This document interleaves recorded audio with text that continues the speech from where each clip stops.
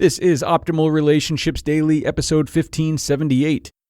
Why People with Serious Passions and Hobbies Make the Worst Partners, by Evan Marc Katz of evanmarckatz.com.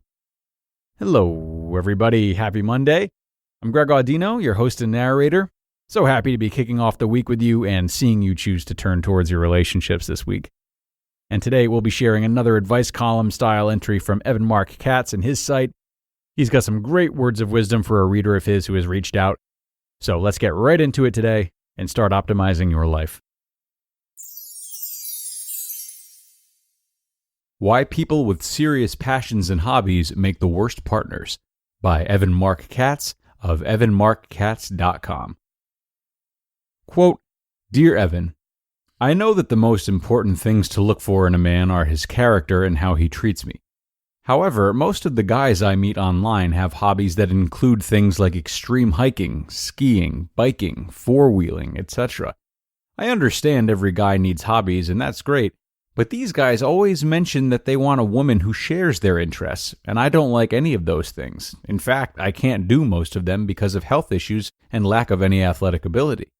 I know I could just search for guys who are more low-key and into things I'm into, but when these sporty/outdoorsy guys message me, should I ignore them?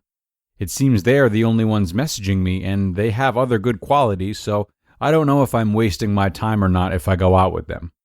Mandy. End quote. I know it's not popular to say this, especially since it would seem to condemn many of my readers, but, well, I've got to follow the truth where it leads. Let's start with a fact. There are a finite number of hours in a day and week. We spend 8 hours a day sleeping, we spend 10 more working or commuting, we have 2 weekend days to catch up on our errands, priorities, or hobbies. If you're passionate about your hobby, you are likely devoting a lot of your spare time to it, which makes sense when you're single and have a lot of time to fill. Might as well do something you love. But when you're looking for a relationship, hobbies can be extremely problematic. Being a marathoner or an animal activist may be the most profound and meaningful experience on earth for those who share your passion, yet they're kind of rough on the 99% who don't. Which is why there are dating sites to match up people based on being athletic or spiritual. Why haven't you had any success on these sites? Well, because anyone who puts her love of horses or his passions for skiing ahead of a relationship is likely to remain alone. You've heard of the phrase must love dogs? That was clearly written by a single person who thought mutual hobbies were important. Free advice from a happily married dating coach: he must tolerate your dogs, just like you must tolerate his fantasy football, and he must tolerate how long it takes you to get ready, and you must tolerate how he only listens to half of what you tell him. The people who insist that others share their hobbies eliminate most of the population, but worse, they don't realize the damage they do to their patient partners. The Wall Street Journal even wrote about this years ago in an article called The Plight of the Training Widow, a term coined to describe the woman whose alpha husband works hard and plays hard, waking up at 5 a.m. and going to sleep at 8:30 p.m., leaving her effectively widowed. She may have a ring on her finger and a roof over her head. What she doesn't have is much quality time with her partner.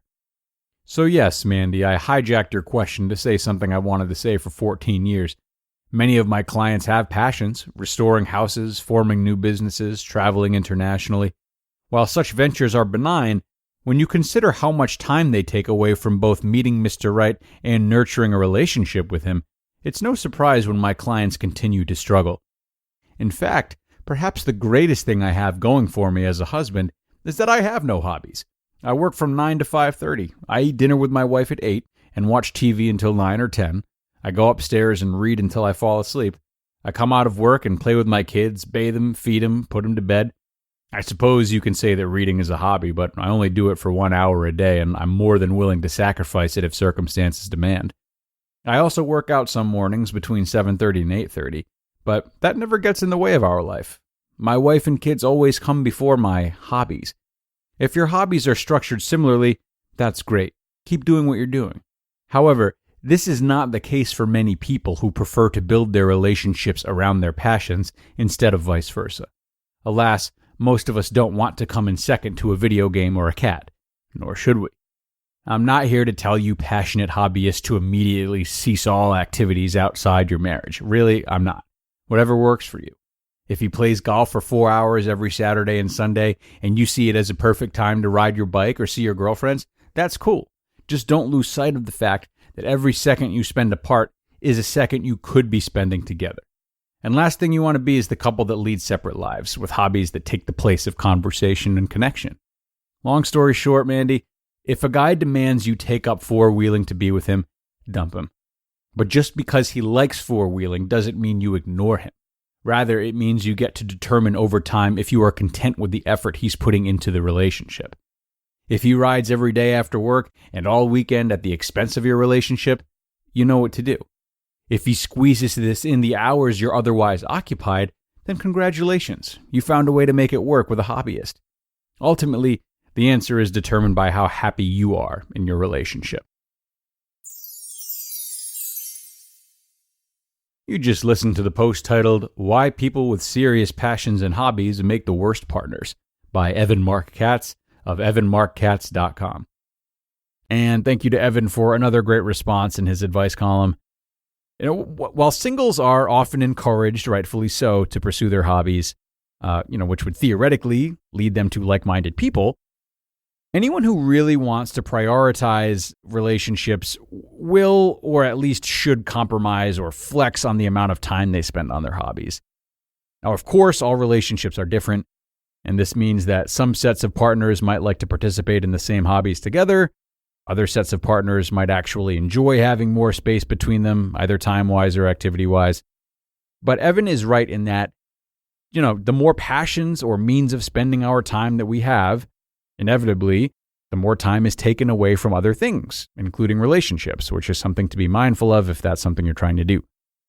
So, I'm definitely not going to suggest that passion is not sexy. Of course, we all love having it and seeing it in others. But it is yet another big part of our lives that needs to be discussed and potentially altered or compromised on when merging our lives with someone else and forming a relationship. So, take that with you, hobbyists, as we conclude another episode of ORD. As always, I thank you for being here, wishing you a great start to your week, and I'll see you again tomorrow for more. That's where your optimal life awaits.